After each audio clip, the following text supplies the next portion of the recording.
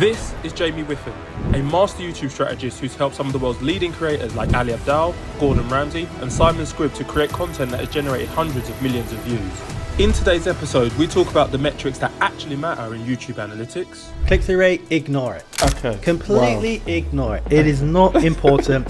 Click-through rate is one of those metrics that everyone thinks if I have a high click-through rate, it meant that the title and the thumbnail was good, and that means I'm going to get more views. But it's not the case. The reality of working with some of the world's leading creators and the steps you can take to get on their radar. You actually start working for Ali. Yeah. Like, what was that experience like? One of the key things that I learned from Ali was he moves quick. He's very much like a let's break it now, fix it later style of entrepreneur. How is it you get on the radar of these people, and how is it you actually get close to the opportunity? I think like a big thing again is like... And the best strategies you can use if you're a YouTube creator trying to grow a channel today. With this Hook framework, every creator that I basically got to use it, we saw a massive improvement. So this Hook framework stands for PVSS.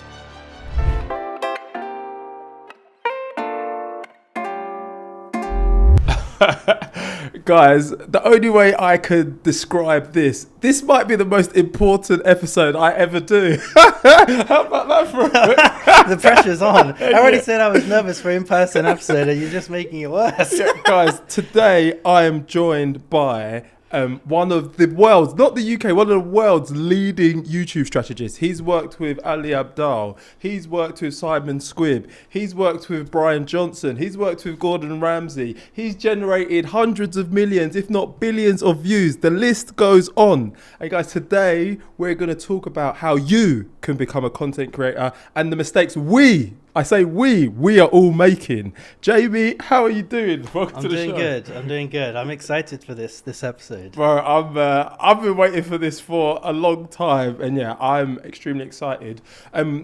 You've obviously, like I said there, worked with some of the world's, leading content creators. But, for my audience, how is it we've gotten there? Take us way back. I know that you've basically been creating content your whole life. So take us back. I think probably like at this point, the majority of my life I've been creating content, or at least been on YouTube. I started making videos, I think in like 2006, 2007, which is basically the year YouTube started or the year after.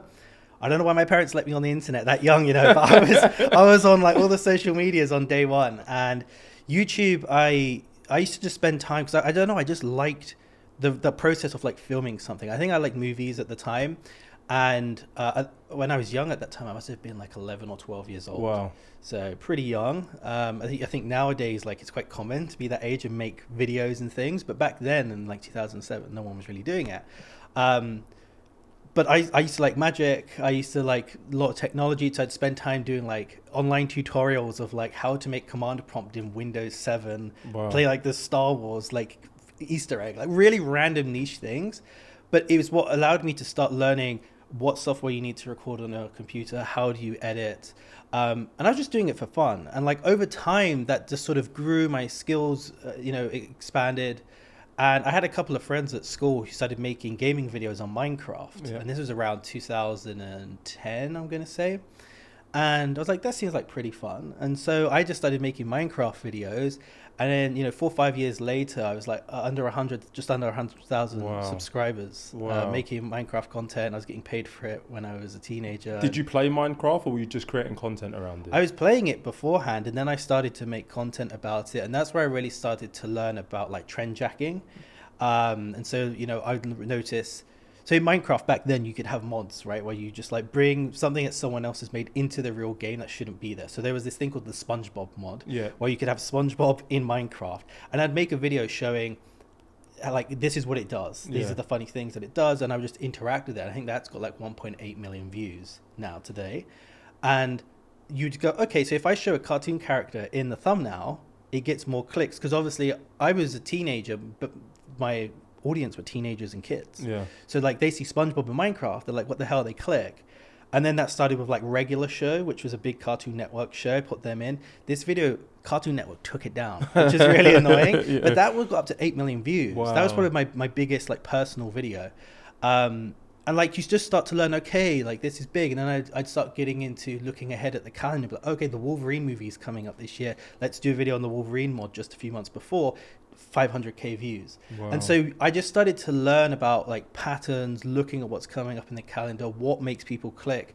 And at the time I was just doing all of this, like there was no YouTube strategist playbook. There was no one talking about any of this stuff. It was just sort of ingrained into me. And that kind of then led on to like a number of different things that I've done with my career since, and then working with YouTubers and now with my own business. So yeah, I've been doing it a long time. Wow. And just to take it back, right, because you're doing all that, but then I know from like my research, you still end up going to university, Yeah. right? So like, is that because you still saw it as fun at the time? And like, do you go to university maybe to like hone your skills in it so you can come back and make it a full-time career? Like, what's going through your mind at that time? Yeah, I mean, this I've kind of like publicly said this before, but I think going to university is a regret of mine. Like looking back, I'm like, I probably shouldn't have done that. And there's a few reasons why. Up until that point, I had learned a lot in those years, right? So I went to university around 2014.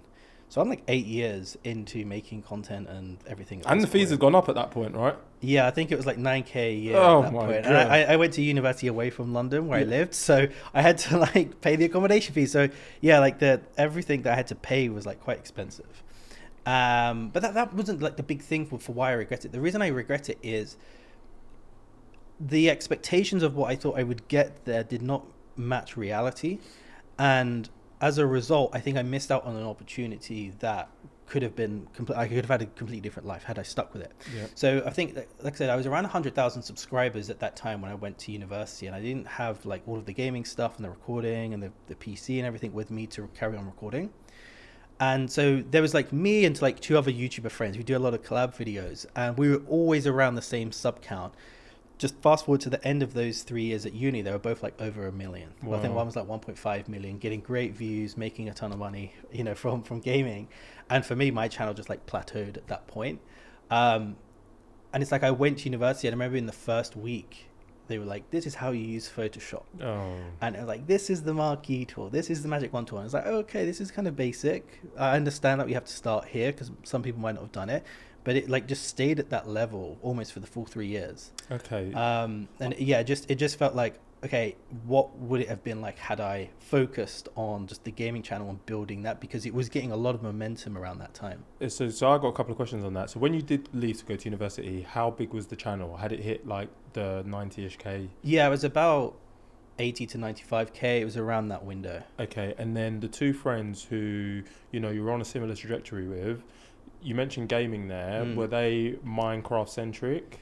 Yes, Minecraft. I did a few like FIFA and a few other kind of videos. Oh, okay. I wasn't just exclusive Minecraft either. Okay. I do gaming all round, yeah. Okay, sick, because that was going to be my next question. Like, let's say you didn't go to university. Do you think, like, looking back 8 years later, you would have been content just making gaming videos, even with the growth that could have potentially came? Yeah, I mean, I don't think I would have still been doing it to this day, but I think it was almost a distraction. Like, it's kind of like I was going in a straight path of like just learning about YouTube, working on YouTube, all of which would have allowed me to go and work in a YouTube agency, which was the first job I got out of uni. And I got that because of my YouTube experience, not because of uni. And so it's like I went on a detour essentially that I didn't need to go on. Yeah. And I probably wouldn't have enjoyed doing gaming all the time. Like when I came back out of university and I was like, let me start the gaming channel again.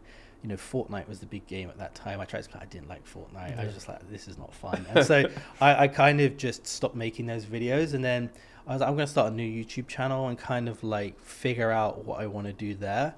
But yeah, I don't think I would have done gaming, but it would have allowed me to just like reach out, connect with more people, go into like another YouTube agency or something like that. So yeah, like there's mixed feelings about it, but I'm not too disappointed because I am where I am today. I love it. I just got 2 more questions and then yeah, we'll move on. First, like obviously, like you said, like after a week you knew that you weren't really going to learn a lot. Yeah. Why didn't you drop out?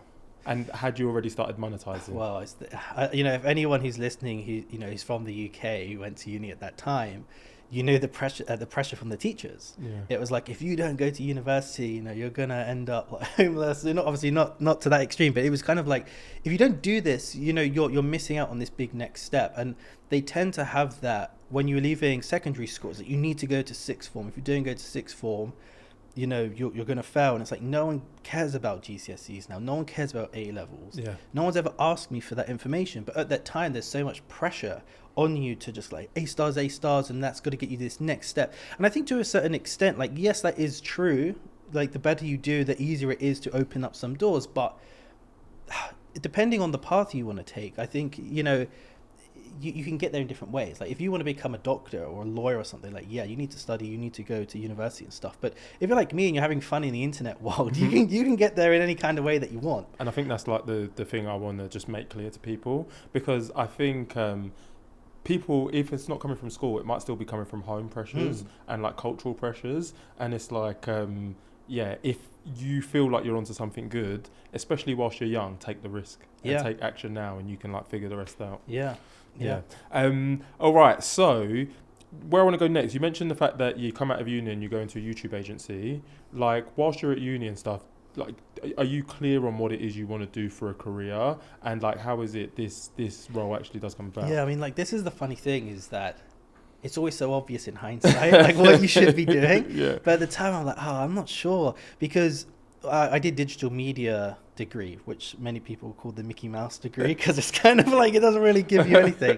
But in that course, we focused on like TV, film, radio, design, digital media. Like, it was kind of everything. And that's why I particularly wanted to go down that path, because I was so interested in all of this stuff. I was very curious. I was making all the thumbnails, so I was interested in graphics. I was filming, I was editing. I knew that I wanted to do something that was interesting. And so during that time, it was kind of this process of elimination, because every year you had to basically get rid of I think first year you had like 8 different modules in all those different areas, and then in year 2 it was only 3, and then in year 3 it was only 1 that you got to pick. I think I did film. And I still had no clue what I was doing when I came out. And like, I remember when I graduated, it was like, you know, the big wide world, finally. And then I was just like, I don't know what I'm going to do. And then I applied for this job called Little Dot Studios, which is where we basically would just license TV shows from like very old like TV shows, where like all these, for example, Super Nanny, if you remember Super Nanny. I don't, but I can imagine like a Saved by the Bell or something skinny. Like that. It was more like reality TV shows on Channel 4, you know, that would have aired in like 2003, and now it's just sat in their archives doing nothing. They were basically like, well, rather than just sitting there, let's license it to this YouTube agency who would then take those episodes, cut them up into clips and pop them on their own YouTube channel, and then we'd make money from the AdSense.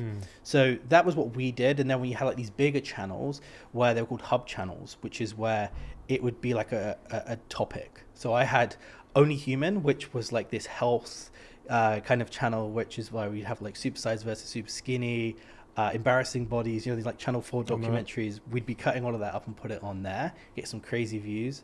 And then I was in charge of like the pregnancy channel, which is just so funny because I'm like a 21-year-old dude, you know, no knowledge of what it's like to raise a kid or to be pregnant, but I was in charge of that. And that's why I spent like some time really learning more about the business side of YouTube, because that's what I really wanted to do, because I'd been the creator, you know, from those years in the gaming world. And now I was like behind the scenes, like editing this stuff, learning about how much money we were making from this content, what kind of clips were working. We would do like negotiation deals with these brands. And it was like a completely different side to YouTube that I hadn't seen. It was more professional. And so I learned a lot whilst I was there. But it was a tough like first job straight out of uni. Yeah. And then from there you go to Fanbytes, am I right? Yes. And that's more like short form. Yeah. Like, why you switched it up? Like, yeah. So short form at that time, I think it was around 2020, 2021. It like just TikTok was taking off, and I was like, that's clearly the next like step is to go and focus there. And it was like difficult because I had 2 job offers. I had like Fanbytes, and I had I think it was like a social media manager or something like that from Stephen Bartlett. Oh wow. So I had like these 2 really cool options in front of me. I didn't know which one to pick, but I think at that time I wanted to work in an agency with short form, because it was a thing that was really taking off and being around a lot of people. And so I went with Fanbytes. Yeah, and like, it sounds like from your journey as well, you've always been like curious and wanted to learn. So do you think it was like the allure of taking yourself out of your comfort zone and learning the up and coming I suppose, medium? Yeah, I mean, I kind of look to where the hockey puck is going. You know, that old analogy of like, don't skate to where it is, skate to where it's going to be at. And I kind of just naturally did that, I think. I just felt like this feels like the right way to go. And I think like that's one of the things now when I look back, it's like, you know, I went and worked for Ali after Fanbytes, and the decision to leave Fanbytes was mostly around Ali is living the life that I want, or I want to be closer to the lifestyle that Ali has, which is you're a YouTuber, you're making videos about whatever the hell you want to make, you're making great money, and it just looked fun. And I was like, working for Ali is going to get me closer there than if I stay at Fanbytes. Yeah. So that was the decision, which then allowed me to work for Ali, learn even more, and now I'm in a position where I can do whatever I want. I have fun every day working with all these YouTubers. And so it's kind of like there's this vague goal in the distance and you don't really know what it is, but you just want to go sort of in that general direction. And I think a lot of my decisions are, does it get me closer, yes or no? And every time it was a yes, I would just try and lean into that. And like throughout like these roles that you had, were you doing your own thing on the side? And like you said, you mentioned the fact that Ali's living the life that you want to live. Had you started doing your own stuff? You obviously had the gaming channel, and were you trying to do that on the side, I suppose? Yeah, I did like loads of little side projects. So looking back, none of these things were really going to be big. But again, like it's that thing of like trying to figure out what is the next step that's going to allow me to like get closer to the lifestyle that I want to have.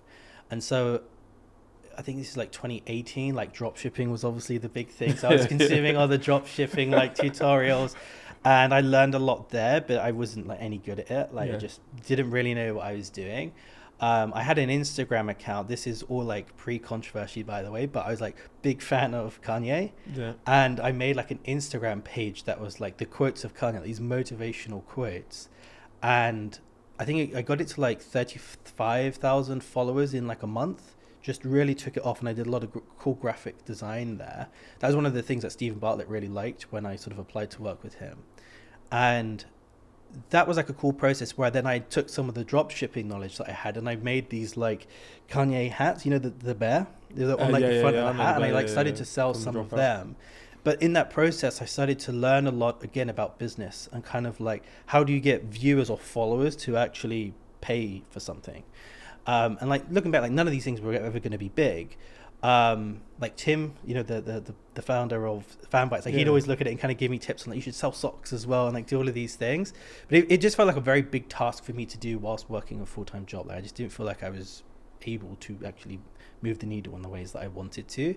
But I had like loads of little things like that I was doing on the side. Again, just looking for that moment where something really sticks and you're like, okay, that's now working. So I was making other YouTube videos, and that's when I, you know, took Ali's part-time YouTuber Academy. I was in cohort 1, which is where he would be teaching everyone how to become a part-time YouTuber. So you're a YouTuber, but it's your part-time thing with the goal of it sort of becoming your full-time mission, right? Yeah. And that was also where I learned like a lot of his process. And it's, you know, it's ironic because then like a few years later I'm teaching in PTYA. Yeah. But yeah, like that whole period, I think from like 2017 to like 2022 was just like intense. Looking back on it, there was just loads of different things I was trying. You actually start working for Ali. Yeah. Give us like the highlights, right? Because I know that, you know, you contributed to a video. I mean, I won't give it away, but millions and millions of views, and across the channel, so many millions of views. Like, what was that experience like? And can you give maybe like the 3 biggest lessons you learned working for Ali? Yeah, I worked with him for about, I think, a year and a half. Your role, producer? I was a YouTube producer, yeah. So when I joined, it was like intense. Like the first day was just crazy. So I like I found out that my nan died the morning of the first job. And then I had to like go in there, and I was like, I'm not gonna like cancel, I'm gonna push through and like do it, 'cause it's like dream job, right? So I go in there, and then it was like, this is Monday morning, this is when we have our like production meeting of like what we're gonna focus on with the team. And basically, as the YouTube producer, it was kind of like there were, I think, 6 or 7 script writers. Wow. Which is like intense. There's a lot of script writers that the team had, which Ali now says he overhired on the script writing front, but there were like 6 or 7 script writers. There was like Angus, who was like the general manager, and I think there was like 2 other people who worked on like the business side of things. And we get in there and we're like, so Jamie, like, what videos should we make? And like Ali wasn't even in the room, and I was just like, it was just like such a crazy sort of like first morning, and it was like thrown in the deep end. But I kind of liked it because after a while, like I started to like build up that momentum of like really understanding his brand, what videos would work. I started to learn more about the titles and thumbnails, and like the team like changed a lot over like that year and a half, and like the different positions that everyone was kind of moving into, because like this was like Ali's first time like having an office, having all of these employees, so he was learning a lot. And I think that's one of the key things that I learned from Ali was he moves quick. He's very much like a let's break it now and fix it later style of entrepreneur. So he will just come up with an idea and he's like, let's do it. And even if the team's like, oh, I'm not sure, let's think about it, he's like, no, let's just do it. And that could be good or bad. You know, that there were times where it was great and sometimes where it was bad, but typically he will like bulldoze through something and get to the end point of whatever like goal he wanted. Whereas I think most YouTubers that I see now that I work with, there's a lot of overthinking, not so quick. You know, I think speed was a big thing of Ali's. So I learned that quite a lot from him. I think he's really good at just execution. You've mentioned the fact that you applied for Stephen Bartlett. You start working with Ali. You know, we'll get on to who you're working with at the moment.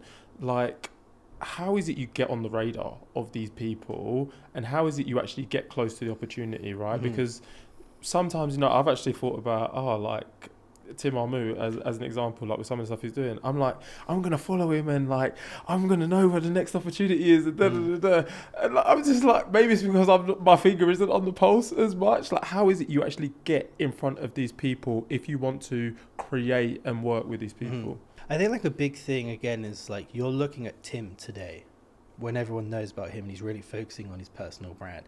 4 years ago, it was a different story. Like he still had a personal brand, but it wasn't to the extent that he has today. Mm-hmm. So if you want to get in front of him and get him on the podcast, he's probably got like 50 guys asking him to go on the podcast, right? So it's like not to say you don't go for Tim, but it's like you're looking for the person who's currently Tim, made it. Who's currently in that process of building his own Fanbytes. Yeah. That's what you need to do. And the same for Ali. Like Ali was big in 2020, 2021, but he wasn't as big as he is today.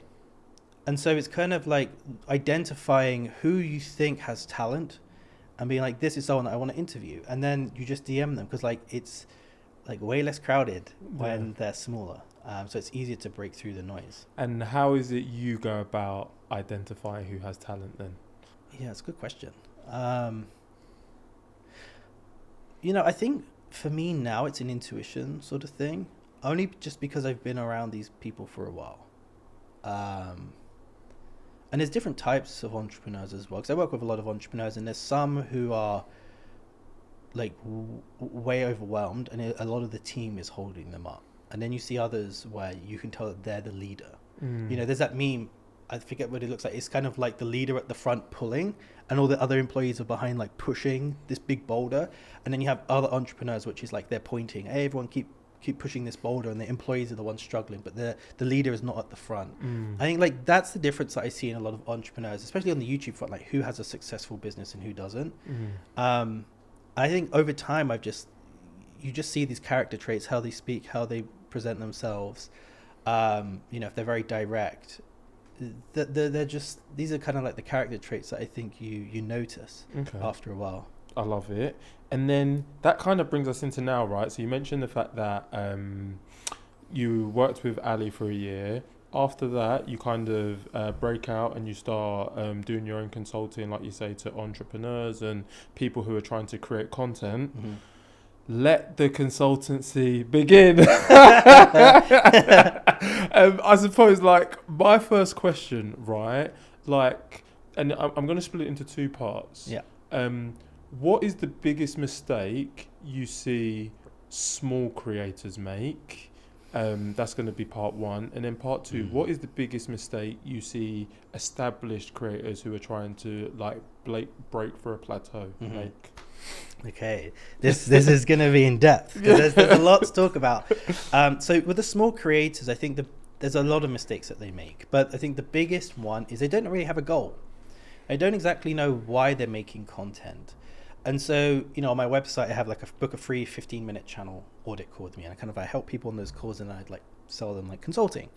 And the first question I always ask them is like, what's the goal? Why are you doing this? And the ones who know why, whether they're small or big, are the ones that usually win. And it's the people who are like, I don't know, I just want to make content. Some people just know I need a personal brand. And so they just like, okay, that means making content.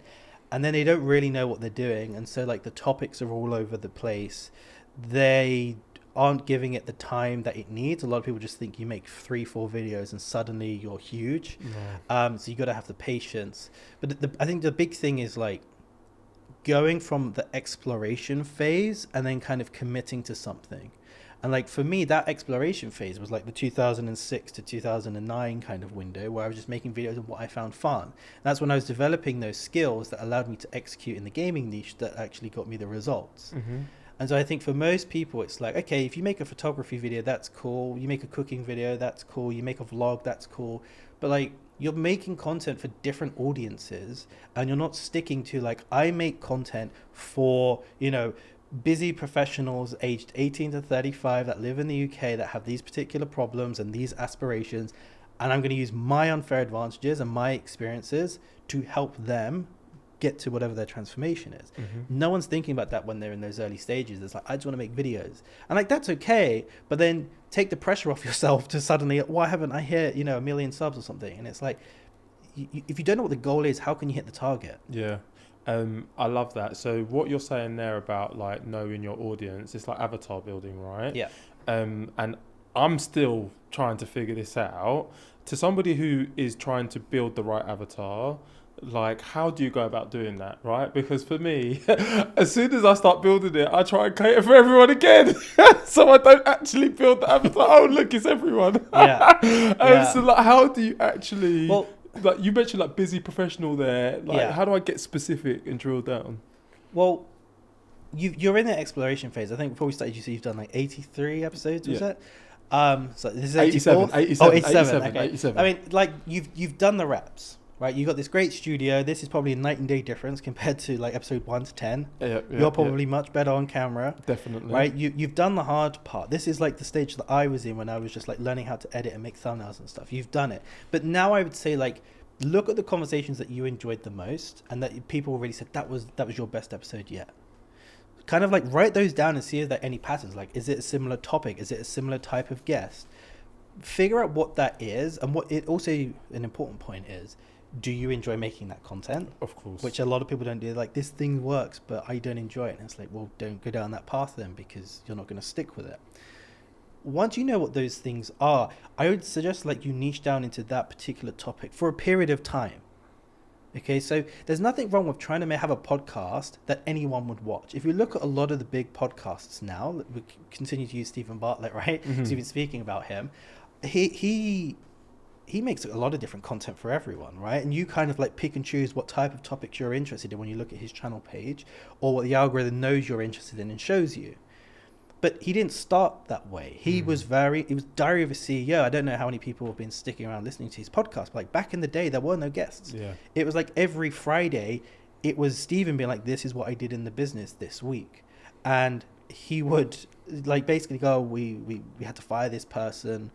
These were the reasons why. This is what I've learned, so I won't hire that type of person again. We just won this big deal. He was very valuable for entrepreneurs. And slowly over time, he started interviewing other entrepreneurs because after all, you get a bit bored doing your own, like talking about the same things. And then once he nailed that niche, he expanded into an adjacent niche, and then so on and so forth. And, I get people, because people know I worked for Ali, they come to me and they're like, I want a channel like Ali Abdaal's. And I'm like, red flag, because like Ali's a 1 in a billion, right? And he's a product of his time on YouTube. Right, when he rode the wave, it was like perfect timing. Perfect timing. Like in COVID, loads of people watching YouTube more than ever. There weren't many people who were doctors in Cambridge making study guide videos like that. StudyTube, which he was a part of, was in its infancy, so it was growing when he was part of it. Like there's loads of different things that allowed him to kind of like get this attention at that particular point, because there was no one like him, and as well even things like editing. I know we're diverging a bit, but like editing, for example, back in 2020, no one really edited their videos. Yeah. So if you could have like these really interesting animations, which Ali did, like that caught my eye. And it was one of the things he taught in PTYA of like stacking the deck in your favor by looking at things that you can deploy against. So if you're a business owner, you have all this extra money that you have, right, on content, put it into the editing, because the average creator doesn't have like $500 to put into a video to make it look special. And so that allowed that content to really shine through, get at the top of search, top of the homepage, and break out. Now everyone has that. Like that's kind of like the minimum now, is to have like at least to a good standard of editing. It's no longer special. And in fact, you can over edit now, which a lot of people do because they're overcompensating. But it's like there were certain things at that time that really allowed him to break out. Yeah. And so when someone comes to me and like, I want to be, the next Ali Abdaal, I'm like, okay, let's take a step back. And I'm trying to like break down like, why are you making content, blah, blah, blah. And the thing is like, they just want to make content again. This is their big mistake for small creators. They just want to make content about everything and they're jumping around. And I always have to kind of like break it down to them. I'm like, Ali did not start by making content about anything. Yeah. He was like medical students in Cambridge. Then it went to just medical students, then students, then because of students and he was making study guide stuff, he started talking about productivity for students. Then it went into productivity for everyone. Then productivity was kind of like adjacent a bit to business. And like at that point, he's amassed this audience, but he did it slowly and he just slowly expanded over time and grew his audience. And now he's at the point where he can kind of make videos about anything. Yeah. Including the skincare video that we worked on that got so big. Yeah. And it's like, that was the biggest in the skincare niche and he's not a skincare YouTuber. And so, in your case, it's like you've put in the reps, like you've nailed this part, like the actual set, you're very good on camera, you know the research. Now you've got to be like, what are the conversations that I like that are performing well, that I could stick with for like 3 to 6 months and really build there before going to a slightly adjacent niche and then a slightly adjacent niche and kind of like expand over time. Because if you jump around with all these different topics, why is someone going to tune in every single week? You're hitting the nail on the head, and I think I have done that. So just to give you like a little bit of background, so I started by because coming back to like niching, like people say, oh yeah, I'm a niche. I was like, all podcasts, they're about become a millionaire. So I was like, you know what, I'm going to niche and I'm going to go for the person who's not a millionaire. Like, the person who's just at the start of their career. And I thought I was being smart. Everyone has a job. But then, like people want one specific career, right? Mm-hmm. So if they come for one, they're not going to come for another. Yes. And now I've got to this point, 80 episodes later, where I'm like, you know what? I'm trying to focus on content creation careers and entrepreneurship. Yeah. But I've only just got there over the past 10 episodes. But even that, I'm like, do I need to go a little bit further? But you mentioned something, right? Look at what performs well. Breaking out. Yeah. How do you get videos to break out? Like, is there a formula? You've mentioned the Hook Framework that you have, because sometimes I'll have a video that gets 1,000 views, and I personally don't think it was that good. Like, so I don't know what to take from it. Mm-hmm. But then I have things that I'm like, oh my god, that hook was so good. Clearly it wasn't, or maybe like the audience I built up just didn't land with them. Yeah. Like, what is the approach I should be taking to? Or people should be taking, shall we say? Yeah, I mean, like, the thing is like, is this video actually good or not? When you're at your stage, like a smaller creator, and you're getting like 100 views in some videos and 1,000 in others, like, don't look at that too much. Okay. Because you've not got enough eyeballs. I don't have your analytics on your YouTube dashboard here to kind of really delve into. 1,000's about right. yeah. But the point is like, don't look too much into the data at this point, right? Like, look at views. I think views is an important metric because you need to see the people click and actually watch this thing. Mm-hmm. Obviously, look at your retention graph for a video that has at least 1,000 views. Retention graph, people listening, is like, when did people click off the video? When did they stay watching? When did they skip to? These are just like little interesting points. So if you always have like a certain question you ask every single guest every episode, and you see consistently people skip ahead or click off the video, then you're like, I should probably stop asking that question. Yeah. Do that for like 1,000 plus views because you've got enough data there, but don't look at that for like 30 viewers or 88 viewers or something, because like you're not going to get any real meaningful data. But like looking at views is important. Looking at your attention graphs on those types of videos is important. One of the big things that I always look at for big and small creators is returning viewers. This is a metric that's in the audience tab that shows you how many people have watched one of your videos before, but they've now become a returning viewer. Okay. And so I love to look at this over a 90-day window, and I try and see, does that line go up? Because if it's going up, you're growing. You're starting to have more returning viewers. You're having more of a community and a base on your channel. If you're having a ton of new viewers, but very low returning, then it means that you have a revolving door of people coming in and out. And so some of those videos that might have done well for you could be, they had their own audience. Maybe they did that. Your guest did more promotion on their own social media, which brought people in. Yeah. Maybe it was an interesting topic. Maybe the packaging was good. There's loads of little things at this stage that it could be. But you want to be looking at, is there a returning viewer? And again, like that comes down to knowing your avatar. Are you providing consistent value for them? And like, is this this channel that solves this problem?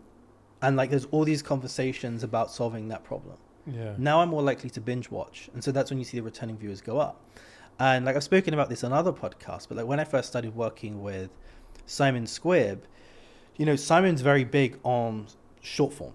The what's your dream and the microphone interviews, like huge. That's really what he's known for. And YouTube, it's like a different style of content. You don't see long form what's your dream videos. What you see are basically collaboration videos between him and like a big entrepreneur. And a lot of it's like, so how would you start a business? Because this is what people are interested in. And like what you said earlier on is the exact same problem that Simon's team have. In that, Simon, let's collab, my bro. You know what I mean? We could work for it together. Yeah, like he did this podcast 100%. You just got to get in front of him again. That's the hard part. Is before they're really big. Yeah. But with like Simon, like when I looked at their analytics, it was interesting because you'd have these really big videos of like Simon collabing with Richard Branson or Iman Gadzhi or Alex Hormozi, right? Really big brands of entrepreneurs. And you say they got like 500k views, 1 million views, 100,000 views, and you think it's really good. But when you look at the returning viewers for the channel, it wasn't a good picture. And this is something that I pointed out to the team because they weren't aware of this, in that their new viewers was crazy high. It's probably one of the biggest channels I've seen in terms of like new viewer to returning ratio. Huge amounts of new, because all of those entrepreneurs are bringing their own audience over. So when they collab with Alex Hormozi and it gets 800,000 views, you're getting all the Alex Hormozi fans who are there for Alex. And so Simon does a very good job of like interviewing these people, but he's not the expert in that situation. Even though he is an expert in business, he's more of like asking the questions. So why would you think about this way? What would you do there? He's not showing himself as the expert. Yeah. And so to Alex's audience who are on Simon's channel, they're thinking he's just the interviewer. They don't realize Simon's background. And so once that video is over, they move on. And so the issue that you have there is when Simon will do a solo video, it gets a fifth of the views because they're not there for Simon. Yeah. And this is an issue that I see with a lot of podcasters in general. I would diverge a bit and we'll come back. But podcasters, the big issue that I see with podcasters who speak to me when I'm like, what's your goal? I'm like, I want to make a business. I want to sell services or digital products. I'm like, okay, cool. How's that going? They're like, I'm making no money. And the big issue that podcasters have, if they're more like an education kind of podcast, where they're like interviewing people to get value instead of like an entertainment podcast, is that you, the host, are not the expert. Like if in this example, you're asking me questions, I think you do a good job of like bringing your own story and personality to it, but a lot of podcasters don't. But I don't want to say it, but I'm the star of the show here, right? No. So I'm here today, right? But next week there's going to be someone else who's the star of the show in this seat. And so you've got to show your own value and worth in those episodes. So if you were selling your own, service or something like that, why would someone go to you? And this is the big issue that a lot of podcasters have, is because they're kind of like the background character to an extent. I think some YouTubers who are podcasters do a good job of that. I think someone like Chris Williamson, for example, does a good job of bringing his own opinions in quite a lot in the Modern Wisdom podcast. Do you know what? Love him. I almost think he does it too much. Like, I call it, and I know I can't talk because he is where he is and I am where I am. Yeah. But like sometimes I listen to him and like you could be like, oh, Chris, man, how is it going today? And he's like, Aristotle once said that, in the day there is day and in the night there is night. Yeah. But I'm good. And I'm like, brother, let's get to the point. But he's obviously where he is. So I do agree that he does a good job. I mean, I agree with you. I think it is a bit too much now, and that is like a general sentiment that you'll see on social media. Less so in his comments. You'll see that more on like Twitter and Instagram where people, taking a pop at him. But again, like that's not his core audience. Yeah. It's his core audience actually do like it when he does that. Yeah. But in general, I agree with you. I mean, I'm on YouTube so long. I watched Chris when he had under 10k subs. Wow. So like, again, early on, it's because I've watched too much YouTube now. But for Chris, like I think he does it a bit too much now. The guest is that shine. But again, like he has things to sell.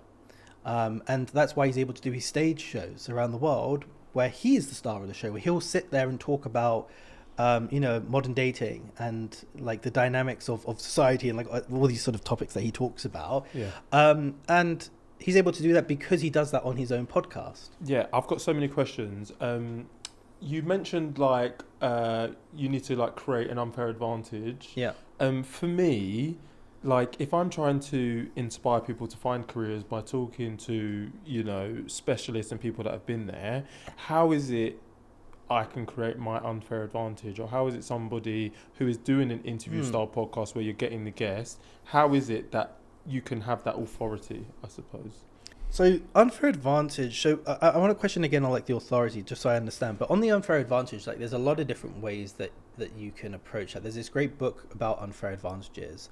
I forget what I think it's literally called The Unfair Advantage by Hassan something. I read Hassan Minhaj. No, not he's sure. a comedian. Yeah, it'd be a bit weird if he was making a book on the unfair advantage. But yeah, I think it's Hassan something. I've met him a few times like over the years. He's usually at like the PTYA events. But he wrote a really good book, and there's a framework in there which I can't recall off the top of my head, but it was like there's a framework for like the different types of unfair advantages that you can have. Like the big one is obviously money. Mm-hmm. If you have a higher budget, it means that you can have a nice studio like this.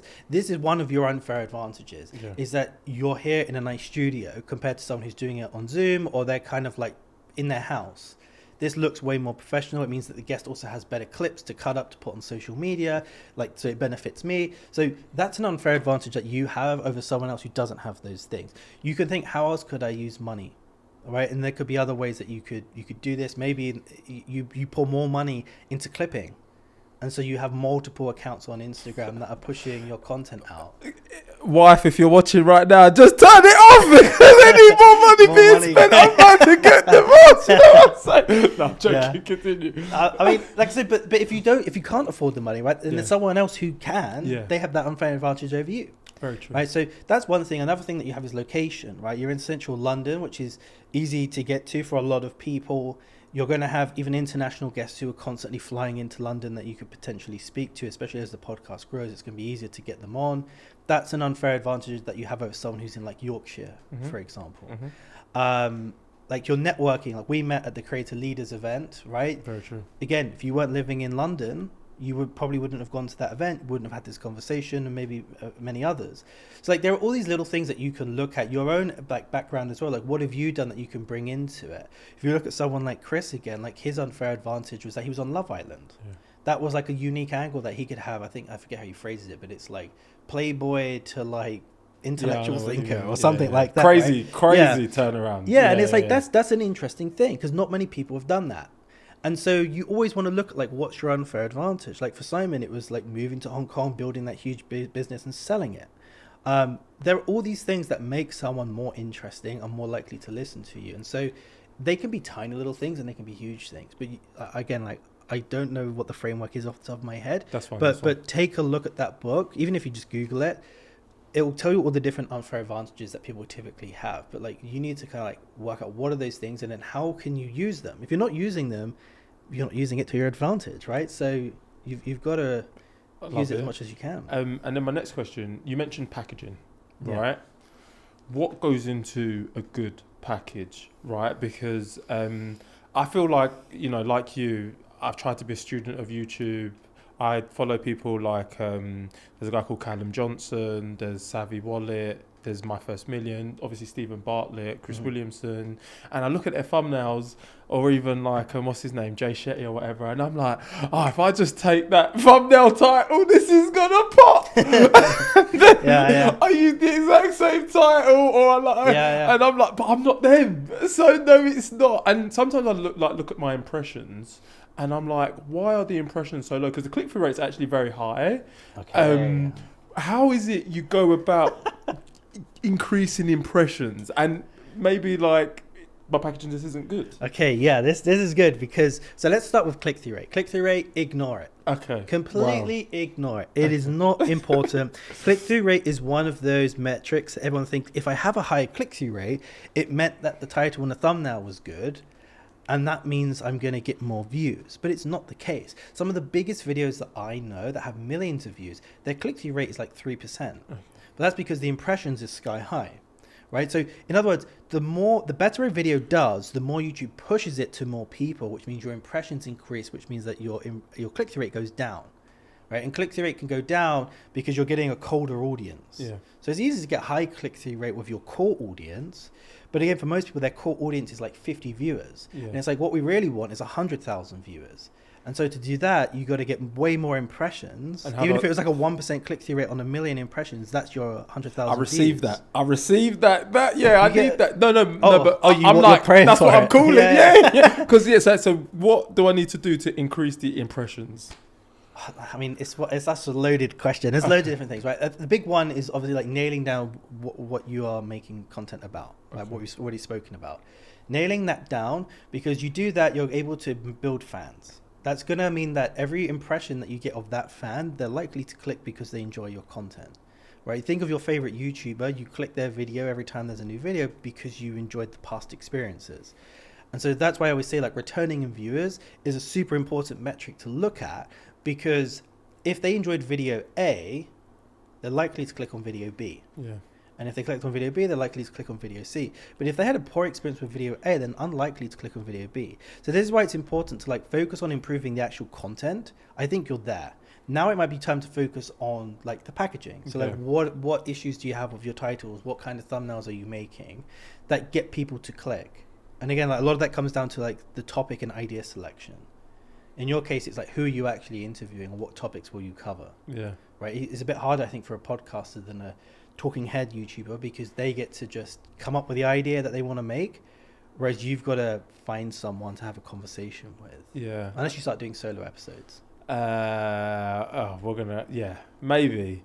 But I think I've just had like a breakthrough in the sense that I know that the people who I want to interview, and I know what I want to interview them about, but I am now starting to think more about what are people searching for within what that person does, and trying to center the conversation around that, if it makes sense. Yeah, I mean, I think if you're making content around like careers and like how you get into things, like there's a lot of viewers who are searching for that, right? The people who are just going into school or leaving uni and they're like, I'm interested in finance.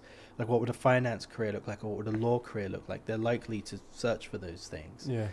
So you can find them. I do think like search is sort of underrated if you're a very small channel, because people are looking for your content, right? As opposed to going on the homepage, which is where you get the majority of your views. And really, if you nail the title and thumbnail, that's where you get the majority of your views, because YouTube just pushes it like crazy. Yeah. But the thing is, if you want to win on the homepage, you're now competing with every other video on YouTube.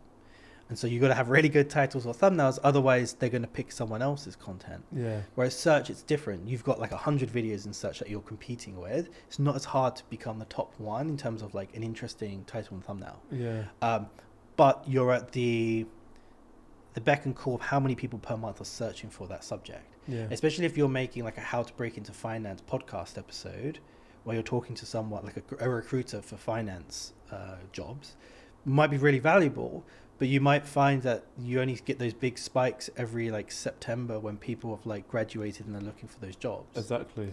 So like there's a loads of different things that you kind of like need to look at there and with your strategy to see like what do you want? And the other thing as well is like, do you want to make this podcast all around like the first few steps? Because people will move on. People will move on. Like once they get the job, they're going to be like, why would I now stick around? It's like there was someone who booked a call with me like 2 months ago, and like they had this exact issue where it was like all they made videos about was getting hired in a FANG company, like Facebook, Amazon, Netflix, Google, Nvidia, and Google, I think it is. Yeah. And like big like tech jobs, and it's like once they got the job, they're never going to consume your content again. Yeah. They've moved on. But yeah, oh my God, we're really going into this. Yeah, that definitely is something that I battle with. But to your point, I suppose you have to start in the niche to build some kind of audience. Yeah. And then once you've got that core, you can expand back out. Yeah. And I think that was kind of my approach to it. I will build and then I can expand out. I think it's better to not be like how to break into like a certain career, like industry. I think it's better to talk about the career. Like, what does it actually look like? What are the day-to-day lives? But you do multiple, like think of like what are the 3-4 biggest industries that are kind of adjacent that you could have some overlap in those viewers. For example, if you're in finance, you might watch a tech breaking into tech because you got fintech as an example. So it's like, okay, we do financial is like, that's one pillar. Tech is another, breaking into tech. That's those. Maybe there's a third one that you can think about. And then you just make content all about those. So you have your entry level videos, which is like how to break into the financial sector. But then you also have stuff like, what's it like, and working in the financial sector. And then like someone who's been there 30 years, then you have like these different types of content that are within each of those verticals. So you're almost like graduating throughout the content. Yeah. So you'd watch all the like how to break in content, and you'd have multiple episodes of different guests at that level, but you'd have more advanced people that, especially once you get bigger and you can connect with like CEO of HSBC or something, right?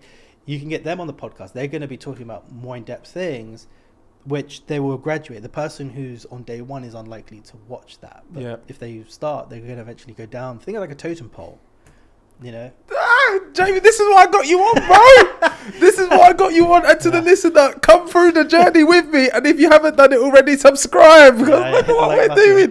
Right, there was something else that I wanted to ask you. Oh my God, I'm just gonna. You said something, and I was like, wow. You said subscribers don't mean a damn thing.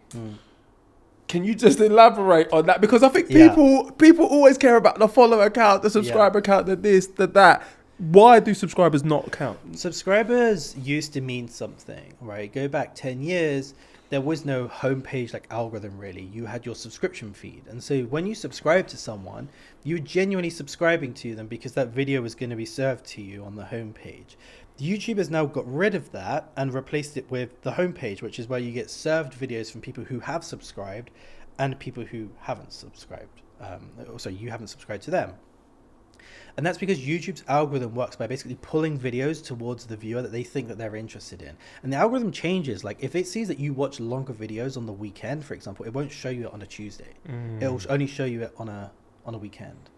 And like that, and then, for example, like podcasters, they tend to upload their videos on a Monday morning because most people listen to podcasts on a commute. And so they put it at the very beginning of the week. If you put it on a Friday, you've got 2 days of like your content just not performing because no one's really listening to podcasts on weekend. And by Monday, everyone else has just flooded the market with their video again, with their podcast. Yeah. And so you're behind. So it's why you see a lot of people do Monday episodes. But in general, like subscriptions are not as valuable anymore because the algorithm is so good on the homepage and it knows when to show the right kind of video to you. And subscribers are useful, I think, for some people to this day as a vanity metric of like, I have 1 million subscribers. Like, oh, you're cool. It's like, I'm kind of glad we're moving past that because I know people who've got 1 million subs and you look at their channel and they've got 10,000 views. Yeah. It's like, So on that, because I've made so many like theories in my head. Like a lot of my subscribers, not that it matters, are driven by short form content, maybe. So if people are consuming my short form content, is that going to impact my long form content because they don't want to see that, and then that's going to impact my impressions and it getting pushed out? Should I focus on one and not the other on YouTube? Like I can do my short form on TikTok and Instagram. I mean, yeah, you should definitely be focusing more on long form. Like, it's better. Like, if, for example, I know you said like the finance is like a bit of a sticking point for you with the podcast because you're investing every single episode. If you are spending a lot of money on the short form, but if you was to stop short form and as a result able to get like another 2 long form episodes out per month, I'd focus on that instead. I think that will be bigger for you. But the thing is, like with podcasts, like it's cheaper now to use like AI clipping tools. Like they're really cheap. Yeah. I just lean into using like a low cost thing as opposed to something that's more premium, or even if you have your own editor who cuts those things for you. But generally, short form I think is good for podcasts, right? Because it allows you to see a sneak peek into the conversation. And you then can decide if you want to commit to listen to the full thing. That's why a lot of the big clip channels did so well, right? Where everyone has like a 5-minute, 15-minute video. I think like those work if you're like an education creator. Like everything that I have seen working with clients, big and small, you very rarely see cross-pollination. So if someone's watching your short form content and they subscribe or not, they're very unlikely to go over and watch your long form. There's a number of reasons for that, but the main one is that people tend to consume short form at specific times, like 5 minutes before bed, waiting for the bus, sat on the tube. These are times when you want to watch short form content and it's easy and your brain's kind of switched off. Long form, it's a bit different for educators. I think for podcasters, it's slightly different because you have people who are sat watching this thing at home, whether it be on a desktop or on TV, but a lot of them are also listening, when they're commuting and stuff, or they're like doing chores. So you have a bit of a mixed bag, but generally I think you should do both long form and short form, but like more long form is key once you know the direction you're going in. Okay. And I feel you've given me some like great advice. And the final thing, like, you mentioned earlier you've got this hook framework. Yeah. Can you talk us through your hook framework? Yeah, so this is a hook framework that I basically created after, a year and a half of working with different creators. And it works for entertainment channels, but like I said, I primarily focus with education channels, so people who teach something. And this hook framework I gave to one client, and we saw that so in the first 30 seconds, it's super important that people watch your content, right? So you basically need to validate the click. So your packaging, your title and thumbnail, set up the expectations, and then when they click on that video, you need to, as quickly as possible, show they're gonna get what you promised in the packaging, and then get into it as quickly as possible so that you're not wasting time. That's a key thing. And in your YouTube analytics, for every single video, you have your retention graph. And there's a specific moment where it says the percentage of viewers who are still watching after 30 seconds. This is a really important metric to focus on, especially when you're smaller, because it allows you to improve your hooks. And so if you have like a 30%, click-through rate after 30 seconds, it's pretty bad because you only have 30% of people still watching. And so if you have like 100 viewers on your podcast, only 30 people made it to 30 seconds. That's not very good. And then it's like an hour-long episode, like realistically, how many are you going to finish them? So it might be 2 people. Then it's like, is it worth it? So then you really need to kind of say, right, we need to really approach this in a different way. And with this hook framework, every creator that I basically got to use it, we saw a massive improvement. So we started hitting like 50, 65, 75 every single video. And like 50 to 55 is kind of like average. So you do lose quite a lot of people in those first 8 seconds. It's just natural because people click on it and they're like, I'm not really in the mood. So this hook framework stands for PVSS. Okay, it's an acronym pretty much. PVSS, right? So the first P stands for proof. Okay, so this is proof. So if you're an entertainment channel, proof can be showing the thing that you've actually said in the packaging. So Mr. Beast does this very good. Like if he has I think one of his famous thumbnails is him like driving a train into a massive like ditch, like 200-foot deep hole. You see that packaging, you're like, what the heck? Like he actually did that. And then you click the video and then you see he's actually driving it off. There's the proof. He's not just talking about this, right? He's showing us that he actually did those things. But if you're an educator, the proof is kind of like macro, micro proof that you can use. So if you are like, let's say you're a cooking channel or a food channel and you go to New York and you're making videos about pizza, right? And this video is like how to make the best New York slice at home. as an example. The proof could be I worked in, a pizzeria in London for 15 years and I learned everything, right? It's kind of like, okay, you're useful, like you understand like what you're talking about. But if you can make the proof very specific to what the video is about, and you're like, I spent the last 5 years working at New York's biggest pizzeria on St. John's of Bleecker Street, I think it's called, learning how to make the best pizza in the world, you're like, this is someone I can trust. There's authority there. So for a lot of people, when they're making content, it's like, can you show the proof that you are someone worth listening to compared to someone else?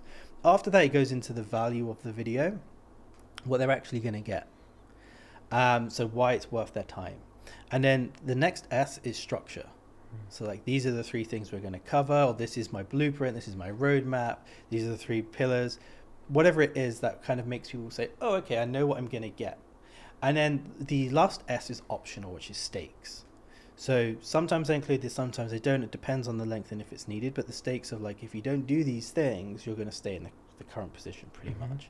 So if we were to take, like, if this was a YouTube video, for example, it'd be like, my name's Jamie. I've been working in YouTube for 20 years. I've worked for this creator, this creator, this creator. In this video, I'm going to show you how to improve your titles and thumbnails so you get more views. So that's proof and value. Then I'll go into structure. I'm going to show you what makes for the best titles, the power words that you can use to get more clicks, the 3 design principles that you need to follow to make clickable thumbnails. And I'm also going to teach you the hook framework that's going to keep people watching once they click. So that's the structure. And then the stakes is, if you don't implement these things, you're going to continue like wasting time and you're going to find yourself here in 6 months. Something along the lines of that. Yeah. That way you've hit proof, who I am, why I'm worth listening to, the value, what we're going to cover, the structure. So they, especially if you can visually show it on screen with an animation of some kind, I find that increases your retention. And then the stakes is just like, don't skip, don't click away. I love it. And it now makes so much sense why people say, even for like some of the big conversational podcasts, why they have the thumbnail and title before they actually have the conversation, because they'll do an intro where they're doing some form of PVSS, where they're introing the guest and like the expectations from the episode and setting up the structure. So even if they do like some of the storytelling, people know that they're going to tune in because they're going to hit the points at some part in the conversation, which is going to help with retention. I've just learned so much, Jamie! Final bit, around all of this is like monetization, right? At the beginning of this conversation, you spoke about how when you worked in the agency, you learnt more about like the business side and the monetary side. What should people who are thinking about, trying to monetize their content, what should be like their main focuses? And do you have any advice around like monetization? Yeah, so if you are someone who is selling something, you need to be thinking about how you get them off platform. You don't want to be selling from the actual video. So you don't want to see, click the link in the description and buy this thing. It's unlikely that you're going to see that work. The best thing to do is to sell over email. So for a lot of educators, the best thing that they can do is to have 2 links in the description. The first is the paid product. So if they do, there are some people who will just click the link and go and buy it. There it is. But typically what you want to do is point to something of free value. So these are typically called lead magnets. So something that helps them solve a small problem that helps them get closer to solving the big problem. And once they sign up and they get that lead magnet, they go into an email automation where you give them follow-up emails of solving their problems, and then you pitch them on booking a call with me because I can help you grow your YouTube channel. So let's use me for an example. If you look at my YouTube videos, there are 2 links in the description. One is to book a free 15-minute call with me, which is where I would then sell them something, right? As less friction as possible. So if someone watches the video and like, that was good, the first thing I want them to do is to click the button that takes them to book a call with me and get it in the diary. I don't want to send them anywhere else, right? If they're not ready for that step, I want to get their email because I can appear in their email every single day of the week if I wanted to, and I can continue to provide value, as opposed to, is YouTube going to pop my next video on the homepage? Am I going to get them back in? And if so, you've got to get them off the platform at some point, right? Otherwise they're just going to be on YouTube consuming your content. Yeah. So what I do is I have a free 5-day email course on like how to grow your YouTube channel. And I give some of the biggest lessons that I've learned working with a number of these big creators, and I give all the strategies away. And over those 5 days, every single email, has a call to action to book a free call with me. And so every single time they're being reminded, you can get free value from me if you just hop on a call. And the second I did that, like, you just saw conversions go up like crazy.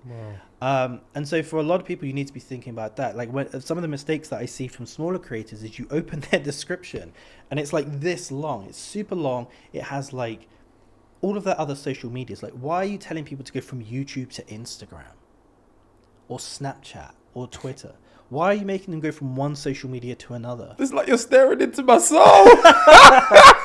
Yeah. It's like, you got, like, what do you sell? Yeah. I'm not selling anything. Okay, well, at that point, it's fine. Yeah. Like, because Okay. at that point, sure. Yeah. Like, get the followers, spread them out, but still try and get them onto an email list because you own that. All right. Once you got their email, you they can't go away. Yeah. Right. If the algorithm change on Instagram or something, if you get banned, you've lost it all. So like, try and get their email, figure out some lead magnet. Like, I'm sure you could come up with some sort of career lead magnet. That would be interesting. But typically, like, you don't want to be pushing them over to like Instagram, because if they push to Instagram, what is your call to action going to be on Instagram? Like, what's your link in bio? To YouTube? You're just sending them the traffic both ways. There's no point. So you've got to like think, how do I get them off platform where I can get their email? That's like the number one goal. So for me, everything points towards either the free call or the email course. And like, for most creators, that's what I see that they do. And like, the more links that you add to your description, the more complex it gets. You don't need a big paragraph of, in this video, where you're going to be talking to. Like, if you want to do that, stick it below the links. So if you're on YouTube, you have something called above the fold description. So, you know, when you go on YouTube, you have the video, you have the title, and then just below you have a very small description. And you can see 2 lines.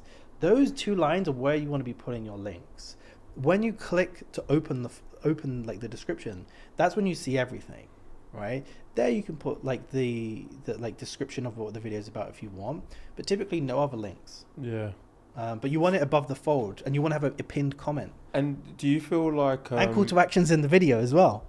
Yeah, I need to. So you I like need to be better hammer the home the point. You have something to sell if you're on YouTube to make money. Yeah. And if you want to become a content creator, make sure to hit the subscribe. That's your call to action.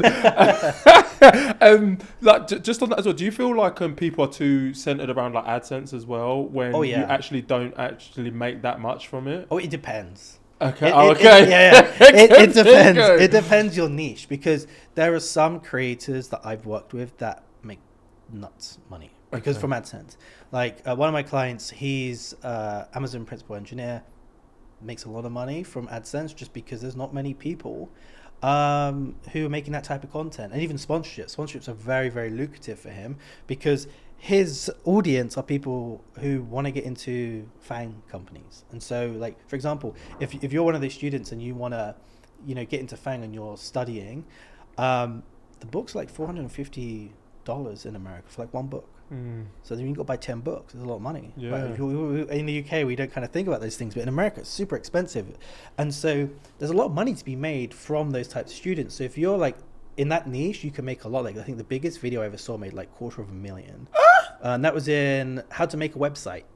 And that was just because there's a lot of money in like Squarespace and Wix and all of these kind of advertisements. Because they're going to pay... Wait, yeah, because $250,000 in ad revenue from one video.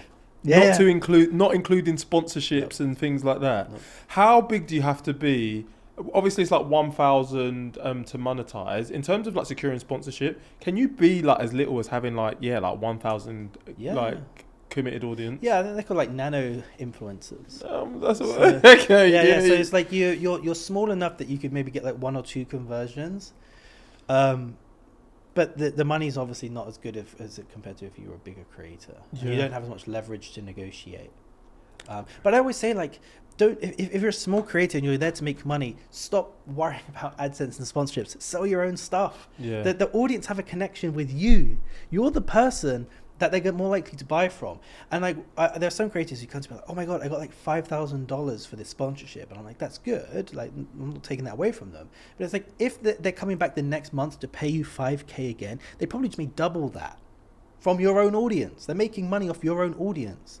So if they're willing to pay you $5,000, then why are you not making your own products that you could sell your own audience? Because they're paying customers. Yeah. And you got to nail, like, what is that monetization vehicle? Like, what is the model? Because there's no real. There is a point in making the content, like I said earlier on, like to actually improve and get good on camera, to learn how to edit, how to, light things. All of that stuff comes from the reps in the early days. But if you're truly there to make money, like get that free email course and little digital low ticket product offer in the description, because it's motivating when you make your first sale.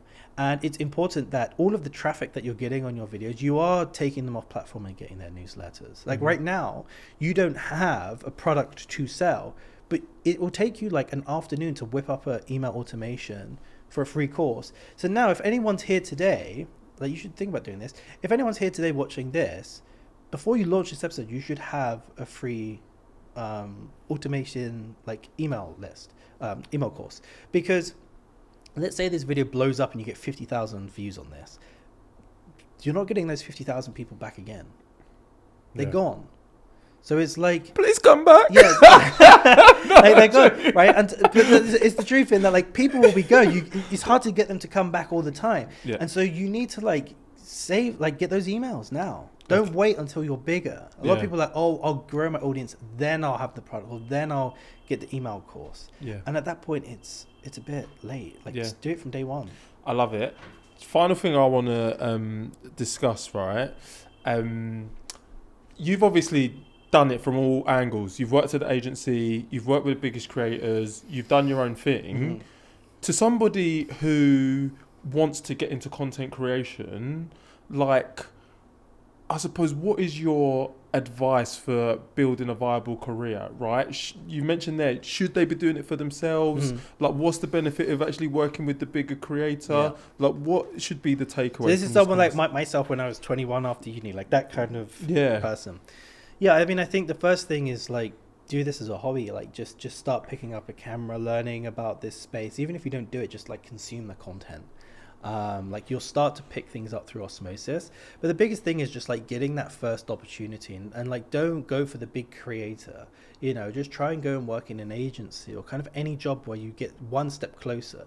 It's kind of like going back to what I said earlier of like why I wanted to work with Ali is because like, does this get me closer to the lifestyle that I want? Yes or no? And the answer was yes. So I did it. And that's how I've always done it throughout my career. And, you've just got to pick up these skills and understand that it takes a long time. Yeah. Like today I'm way more confident just because I've been around. But the last like 5 years, 6 years, 7 years, a lot of it was just like, I don't even know where I'm going. And I think like you're going to feel that. But I think the big thing that's made sort of my business be a success and where I've got to this point is that I never really gave up. Even when if something didn't work, I wasn't like, I'm giving up or I'm going to go do something else. I was just like, okay, I learned something. Let's move on and try again with something different. And over time, you do that long enough, you're gonna succeed. Yeah, I love it. The saying is, time in the market beats time in the market. And I suppose it's the same thing with like trying to follow your passion. If you just like try and time it and it goes off once, that's not going to work. Whereas if you keep going at it, eventually, if you have enough belief in yourself and you keep trying to improve, things will take off. Yeah. Jamie, man, this has been such a sick conversation.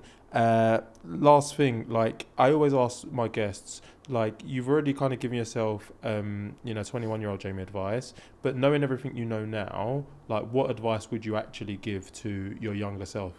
To get to where I am today, or just in general? Just in general, man. Like, if you could look at your 16-year-old self, what would you say to him? I think it'd be like very similar of like, don't go to university. Like, double down on like what's working and just be open-minded and curious and like just be okay that things take time.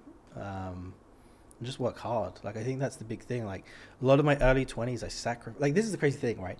Is I sacrificed like loads in my 20s. Like, I didn't go out partying. I didn't have loads of friends. All I did was like work. And I was making like no money. I was doing these little side projects. Sometimes they'd work a little bit. Sometimes they'd fail. And like I said, at that time I was like, that's annoying, but I'll try again. And I didn't give up. But it's like at that point you feel like, especially when in my mid-20s, like especially during like the COVID years, I was just like, oh my God, like I'm going nowhere. This has been such a waste of time. Whereas now I look back at it and I'm like, oh, this is great. Yeah. You know, like I'm making good money. I'm working with amazing clients. I'm able to live a lifestyle that I want. And it's only getting better.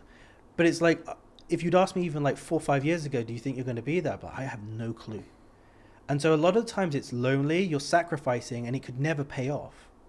But unfortunately for me, it did. But and I think it would for most people if you just keep sticking at it and working hard. But there's no guarantee, you know? Yeah, there isn't. And I'll end by saying, like, the people who end up making a good living from it, the reason you get the outsized return is because you took the outsized risk, right? And that outsized risk is keeping going when it's in the face of all the adversity.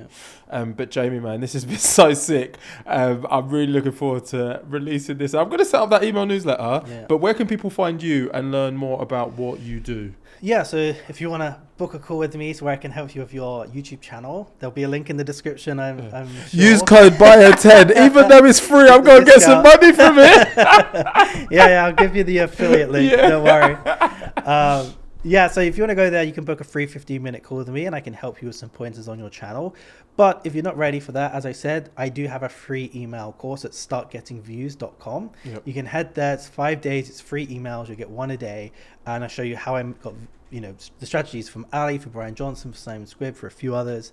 And it will really help you have some impact on your channel. So yeah, those are the 2 places I'd recommend. I love it, Jamie, man. Thank you so much. And to the listener, if you've gotten to this point, you know what to do. Like, subscribe, share. Let us know who you want to hear from next in the comments. Thank you for being part of this journey. This has been another episode of What My Best Friend Does at WMBFD Pod. Over and out.